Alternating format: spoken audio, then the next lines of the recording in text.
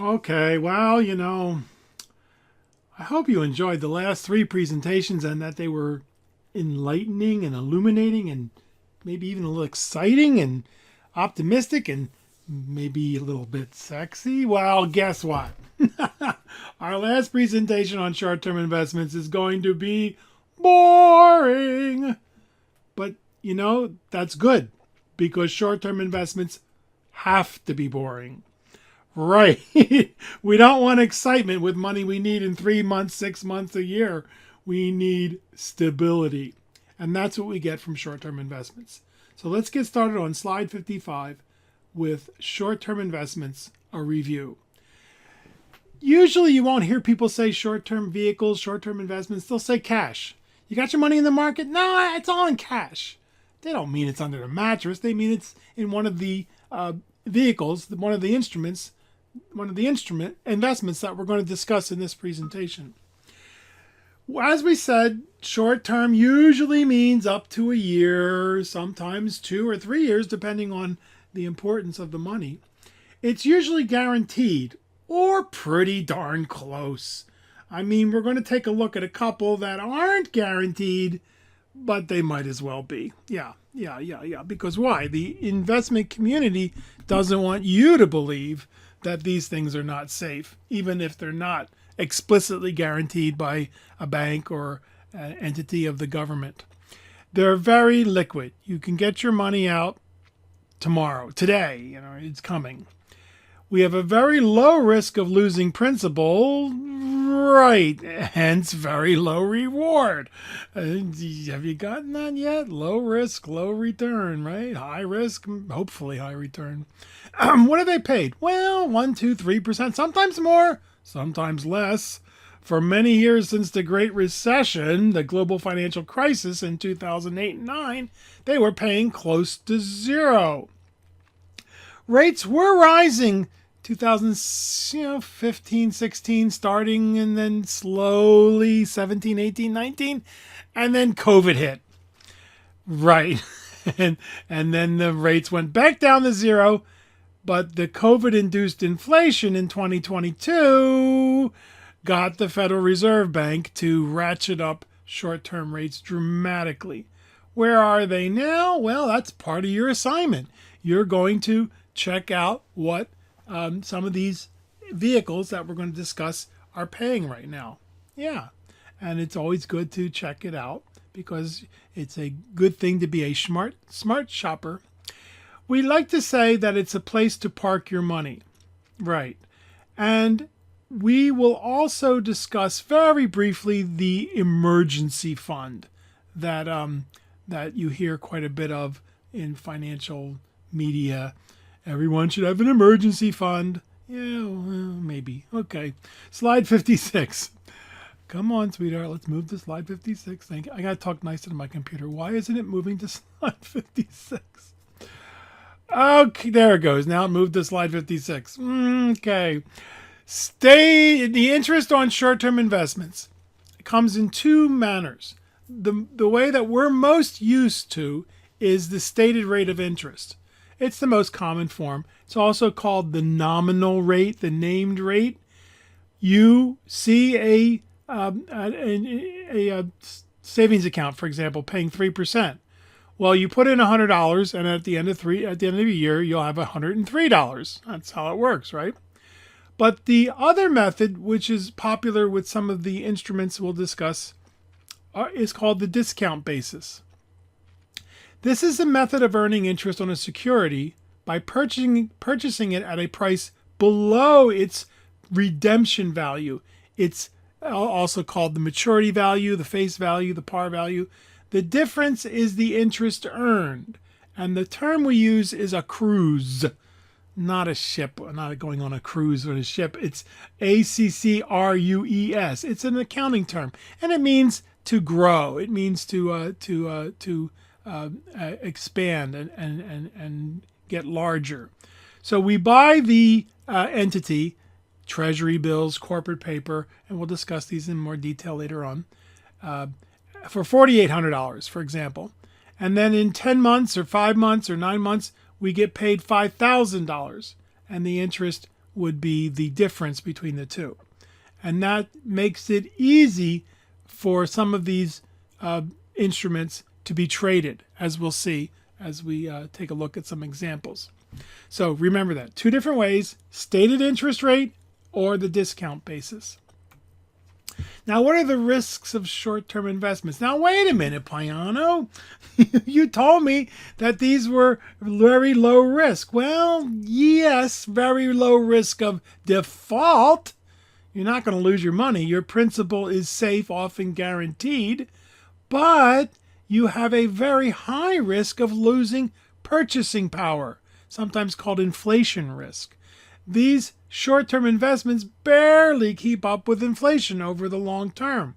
And you have another risk, which is something we should discuss, but better left to your economics class, and that's called opportunity cost.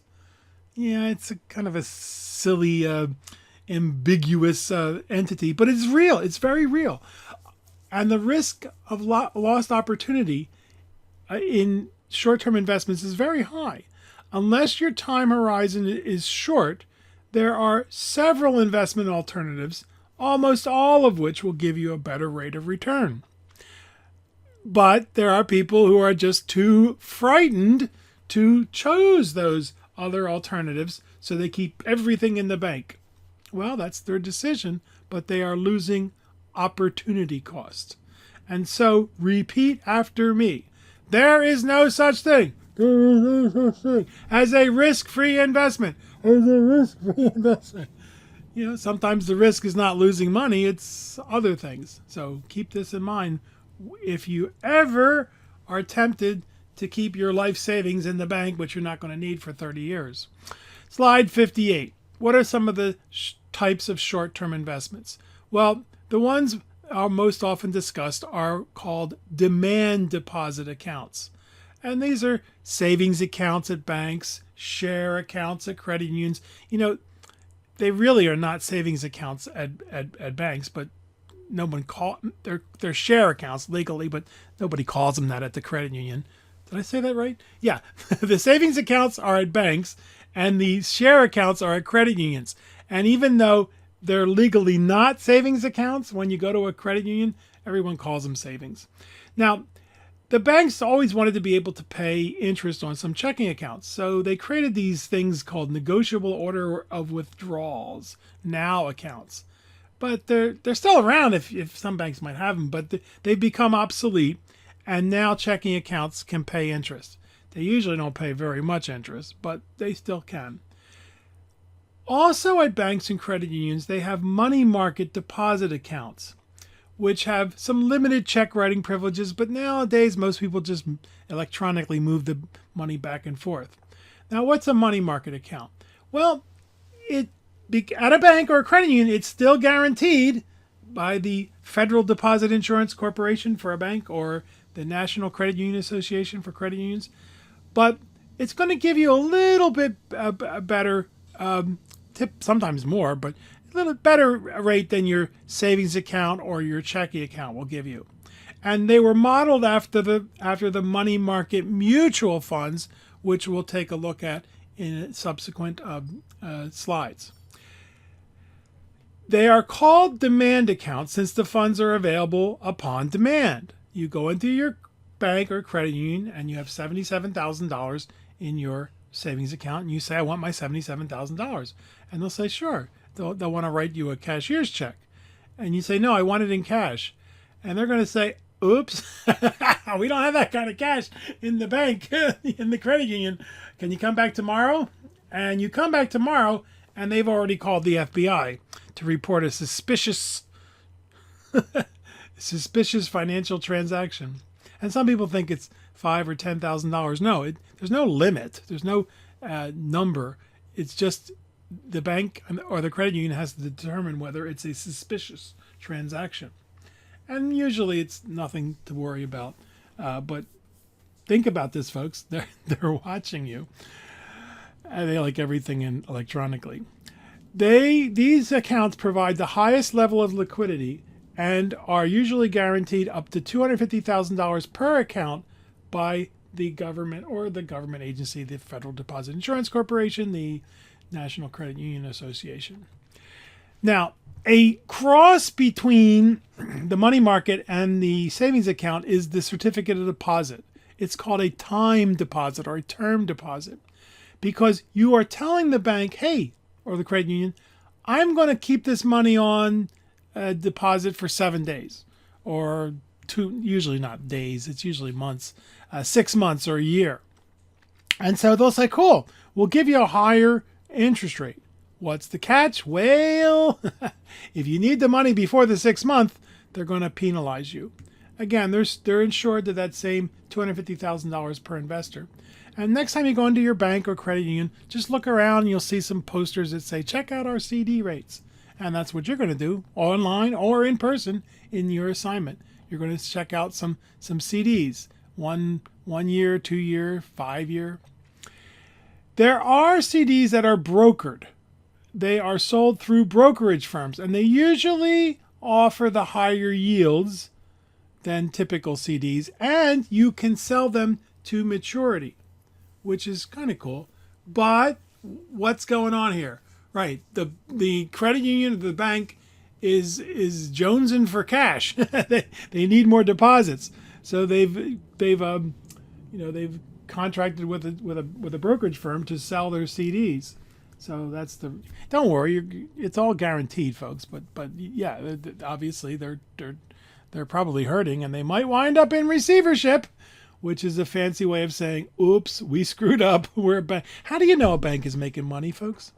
Their doors are open. And so you have to be really badly run. A bank has to be really badly run to wind up in receivership. Or the economy falls apart, that too. Now, let's read the bottom. Careful, careful. CDs will usually roll over automatically if you do not redeem them within a certain period of time. Yeah, they give you from 2 o'clock to 3 o'clock on the second Tuesday of every... No. They usually give you about 2 weeks. But you can specify that your CD proceeds be automatically rolled into your checking account or savings account, so you don't have to worry about rolling them over. Because they'll roll it over automatically, folks, and it's part of the contract. Slide 60. Here we are, money market mutual funds. And you never hear people say money market mutual fund. They just say money market. This is a mutual fund, and we saw what mutual funds are in our overview of investments, and it's going to be the topic of the entire chapter 2, which is a big chapter in our next chapter. This is a mutual fund that pools the capital of a large number of investors and uses it to invest exclusively in short-term securities. All brokerage firms, mutual fund companies offer them. They are not guaranteed, unlike the money market deposit accounts from the bank or credit union. But folks, they're still considered virtually risk-free. If there ever is a default, and there's never been a default, by the way, if there ever is a problem, it's called breaking the buck. These things are designed to stay at $1, so they look like a checking account. But sometimes they make boo-boos. It's very rare. The last time was in 2008. So type into your search engine of your choice, breaking the buck, and you will see gobs, thousands, millions of articles about what happens when a money market mutual fund loses a penny. They go from $1 to 99 cents. Well, when that happens, yeah, right, the company goes to the regulators and says, oops, we goofed. Can you help us?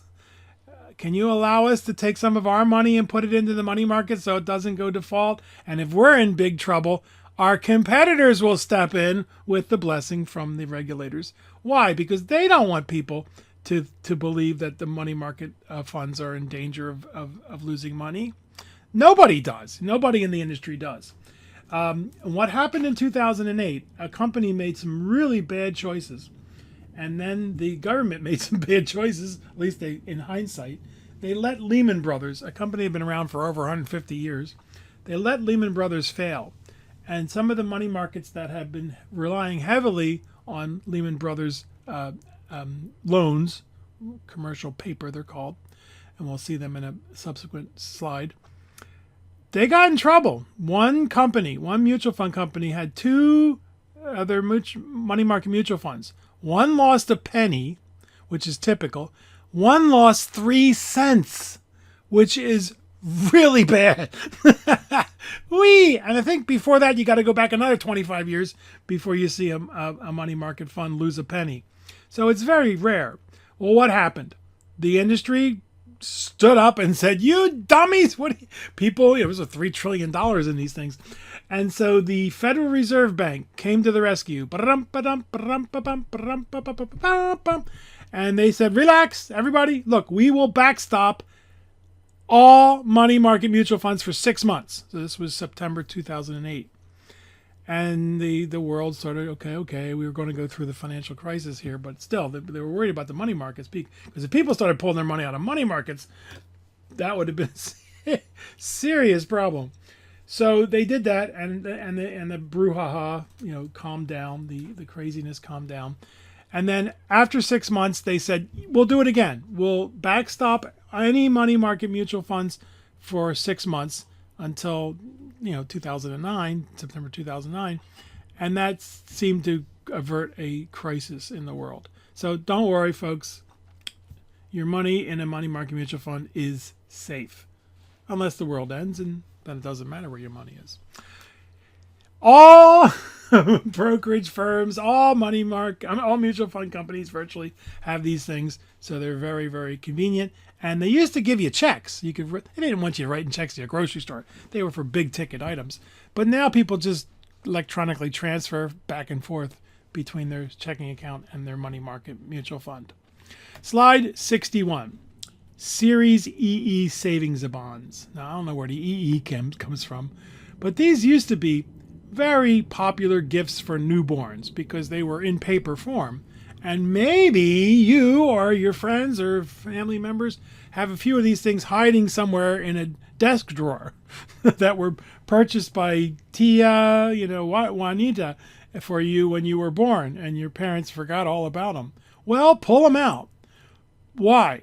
Because the cool thing about these things, if you use the funds, if you use the proceeds for qualified higher education expenses, they're free from federal income taxes. Yeah. And you don't pay any state or local income taxes. Why not? Well, that's part of the Constitution. It says that the feds can't tax the state and local governments. The state and local governments can't tax the feds. They are sold on that discount basis we talked about. You buy it for $50 and then it accrues to $100. Cool. So check it out. And eventually they stop paying interest. So when that happens, you definitely want to redeem the thing because it's not paying you anything anymore. So check those out. But now they're all electronic. So here you give a card to the parents of the newborn and say, "Hey, I purchased one of these things in your child's name." So whatever. They used to have these things called Series HH bonds. They're still out there, but if you have them, or if you know anybody who does, it pays for them to redeem them as soon as possible because they stopped paying interest in 2024, and you couldn't buy them, I think, since 2004. They redeem after they stopped paying interest after 20 years, and the last time they sold them was in 2004. So if you do have any of these, you want to redeem them as soon as you can. The Series I bonds are issued at face value, and they are very popular with people who are worried about inflation. They're inflation indexed. What does that mean? Well, they're guaranteed to outpace inflation, but not by much, folks. They pay the accrued interest at the bond's maturity for 30 years. Again, free from taxes if you used for higher education. There's a maximum purchase of $10,000 per person per year, but if you buy them through your tax refund, you can add an additional $5,000. Now, these things were really, really popular in 2002 when inflation reared its ugly head, and people were scrambling to learn how to use treasurydirect.gov so they could buy their Series I bonds. Well, guess what? That's part of your assignment, is to familiarize yourself with treasurydirect.gov, which is the place to buy treasury bills and savings bonds and treasury bonds and treasury bonds and notes. So that's part of your assignment for chapter 1. Now, finally, we get to the granddaddy of them all, short-term investments, and that's Treasury bills, T-bills. They are IOUs. They are obligations to the United States Treasury, sold at a discount, and then redeemed at face value. Typically 1, 3, 6 months. Now, why would they do that? Why would they sell these at a discount and then redeem them at face value? Because it makes it easy for you to trade them. You don't have to wait until they mature.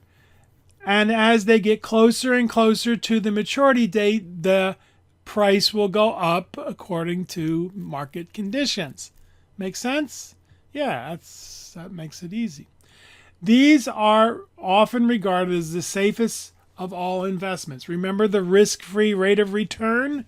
Right. We use the 3-month, typically. I mean, you can use other.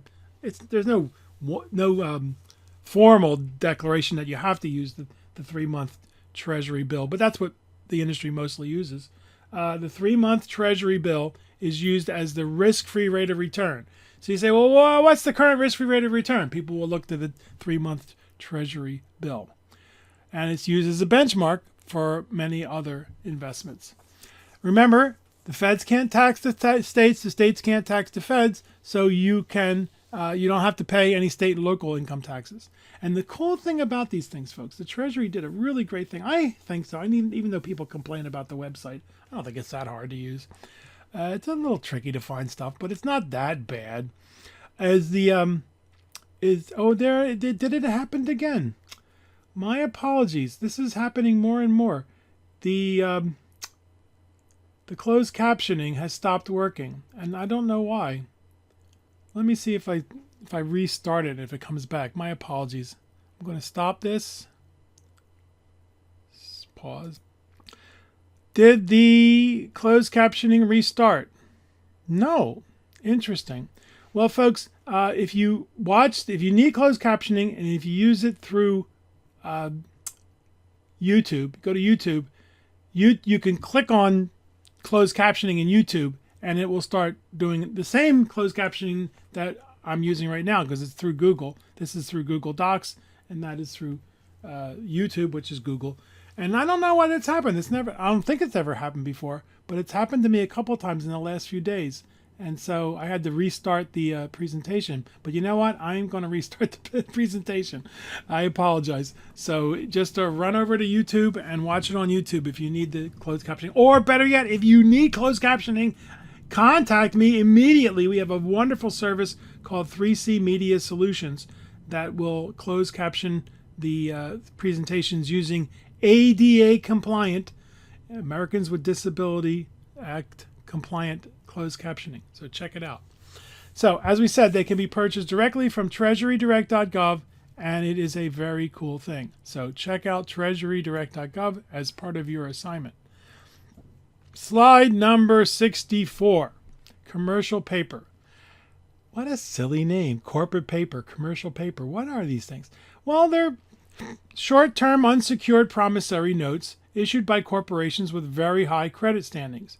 Yeah, you need a bridge loan, 60 days, 90 days, maybe 270 days. Why is it less than a year? By keeping the maturity less than 1 year, they don't have to be registered with the SEC, which is a pretty extensive, costly process.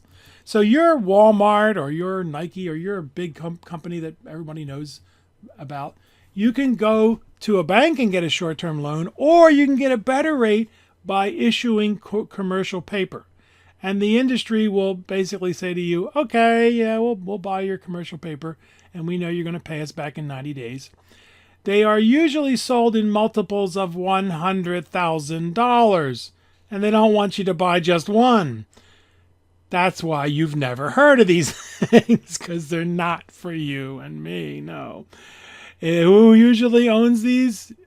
Institutions such as money market mutual funds, right? So you're buying these things through the money market mutual fund. You see how it works? Yeah. Part of your assignment, a bonus part of your assignment, is to see if you can find a quote on commercial paper, and you won't be able to. You might find one or two. What often students find is they find something they think is commercial paper, but it really isn't. But that's okay. Why aren't you and I going to be able to find these? Because we don't have millions of dollars to invest. If you walk into a brokerage firm and ask about a quote for a commercial paper, their eyes will get really large and they'll say, "Oh, come on in, sit down," because they think you're a multimillionaire. Right, yeah. And along with commercial paper are what are called bankers' acceptance notes. And again, it's something you've never heard of, but they're similar to commercial paper, but they're for companies that are not quite large enough to be able to issue their own commercial paper. They go to a large bank such as, Bank of Armenia or Fels Largo or one of those big banks, and they say, it's typically done for trade. We need to buy 50,000 engines, and we need, whatever, $90 million, whatever it's going to cost. So would you issue some bankers' acceptance notes for us? And the bank checks out, just like they would check you for your credit worthiness. They would check out the credit worthiness, and they'd say, okay. And it would be a decent interest rate. And a lot better interest rate than they would get if they borrowed it from a bank, right? Borrowed the money directly from the bank. And then the company can use these bankers' acceptance notes as checks. They can basically sell them out on the open market and get the money, but then they got to pay the thing back, right? There's typically 30, 60, 90 days, right? And again, the minimum denomination is $100,000, and they don't want you to buy just one. So along with the commercial paper are the bankers' acceptance notes.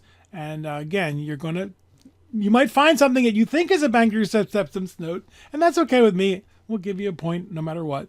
But it probably isn't, because it's just hard to find. You're not going to sit down and Google Yahoo Finance or Google Finance or CNBC. Maybe check it out. Maybe check out Bankrate. But I don't think so. Okay, but it's important for you to know these things, because then if somebody asks you, well, what does the money market mutual fund actually invest in? You can say, yeah, they invest in these short-term instruments that you and I really are not interested in, but they are based on the credit worthiness of very large corporations or companies that the banks have deemed to be worthy of good credit. Slide 66. Okay, Piano. Which short-term investment is the best for me? Well, commercial paper, bankers' acceptance notes. No. Unless you multi-million-dollar portfolio that you have. But then you're probably not taking this class. You have a private broker to take care of it, right? Savings bonds make cute gifts for newborns. Well, I guess they still do. You put it in a nice card. Many investors will purchase treasury bills directly from the Treasury at treasurydirect.gov. Again, that's part of your assignment. And you're going to find it's actually pretty darn cool. And the best thing, the cute little thing about this is that Mexico basically stole the idea. I had the wonderful opportunity to meet the project manager for their version of Treasury Direct called CETES Directo. CETES Directo? Yeah, I think so. And he said, oh yeah, we copied it right from the from the U.S. Treasury. Copied it right from treasurydirect.gov. Certificates of deposits are fine for those who are sure they will not need the money until maturity. But remember, you're going to get penalized if you need it sooner. And then money market mutual funds, money market deposit accounts, just called money markets, are the preferred choice, I believe, by most investors. That's what we use. Especially since every bank, credit union, brokerage firm, mutual fund company offers them. But many uninformed investors still use a savings account from a bank because they haven't taken our course yet. I mean, hasn't happened that often, but I'll meet somebody who's talking, oh, I have $500,000 in the savings account.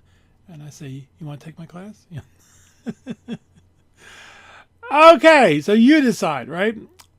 Now, the emergency fund debate. Many financial experts on the telly recommend that households create an emergency fund of 3, 6, or even 9 months of income. I don't agree. I'm not trying to say you shouldn't have some savings. Yes, you should have some savings.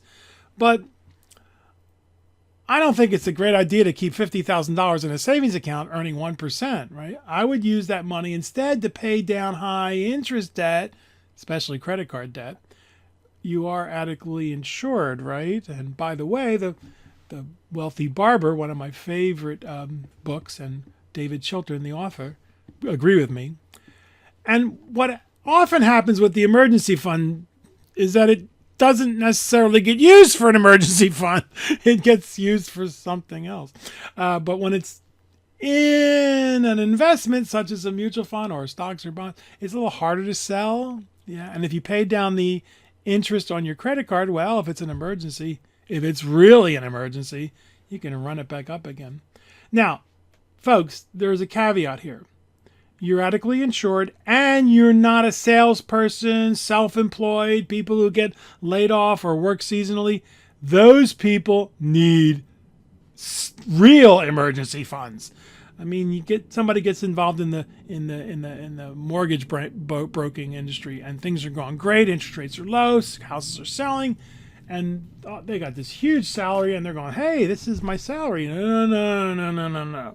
Interest rates go up, housing sort of takes a dump, and now the phone stops ringing. Right, they need a serious emergency fund. Somebody who's sold cars, for example, for a living for many years will tell you there's some feast years and then there's some famine years. So those people, they need a serious emergency fund. Slide number 68. So now here's where we check for comprehension. Formative evaluations, as they're called in our jargon.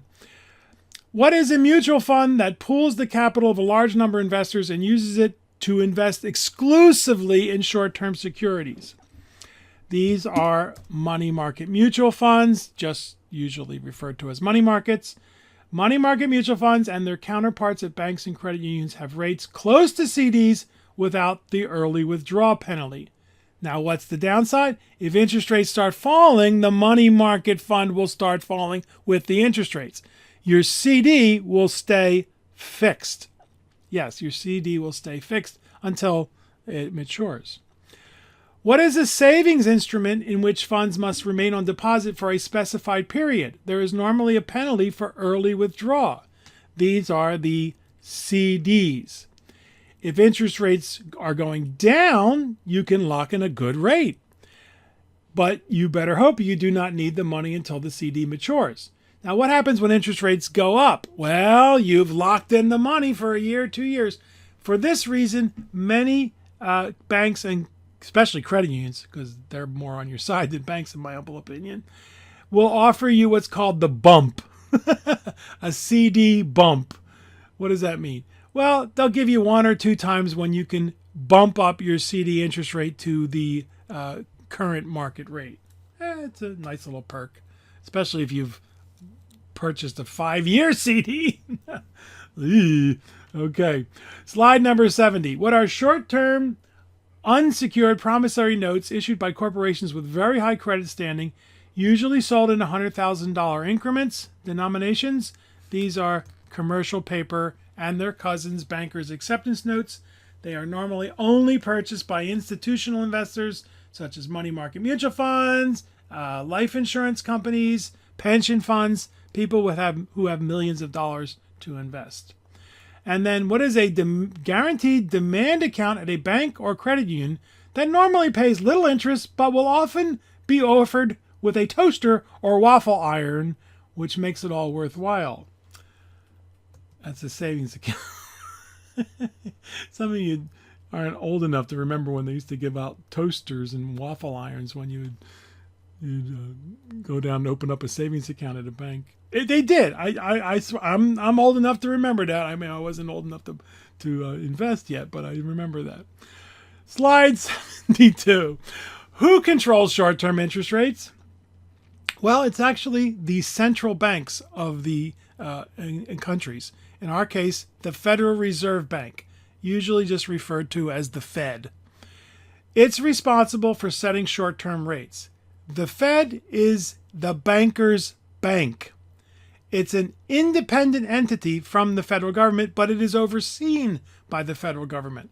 and they have they were sponsored by the federal government, but they're independent. They have two mandates.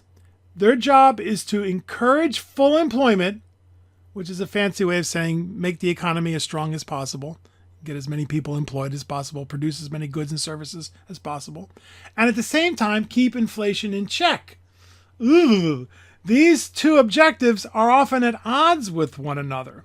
And over 100 years ago, when the Fed was designed, it was designed to be independent and not subject to political pressures. Throughout the decades, presidents who don't want to see interest rates rise during their presidency, especially if they're trying to get reelected, have never come right out and said the Fed should do this, the Fed should do that.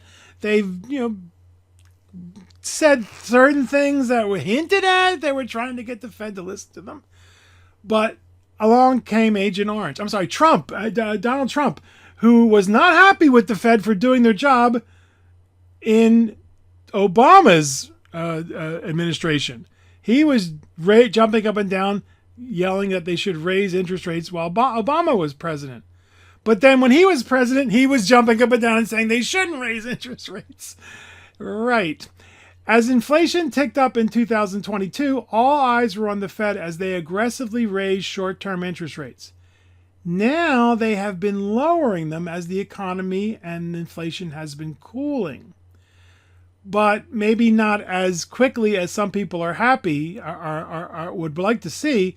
And Trump has said that he wants to control the Fed in 2025 and beyond. That is a dangerous precedent. And we'll see what happens. It would take an act of Congress for him to actually take any kind of control. His control, the president's control, is he or she, when we finally have a woman president, hopefully someday, because we've been screwing things up for 4,000 years, folks. It's about time for the women to screw things up. They nominate the Federal Reserve chair people, the board members and the chairperson, and he could not renominate Jerome Powell, who's the current chairman, who's actually done a pretty darn good job, if you ask me. I mean, considering all the problems they have, he could not renominate him, but he's threatening to fire him. And Mr. Powell said, "Look, that's not how the law works. I'm here until my term is over." Unless he were to commit some kind of crime or something like that. And who knows? He's got some, all you need is some crooked judges to, anyway, let's not go. Talk to your political science professor, okay? Slide number 73. And that is our first chapter. What do you think, folks? Are you getting an education? I sure hope so. We want you to be awesome. You are going to be the investment guru for your friends, your family, your coworkers, and it is a very weighty responsibility.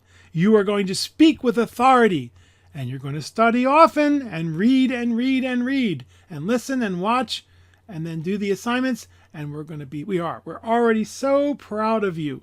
We hope you're finding that you are getting an education, and again, we want this to be the best class you've ever taken.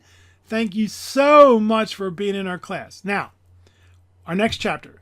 Very important. Why? Because chances are you're going to have mutual funds in your future.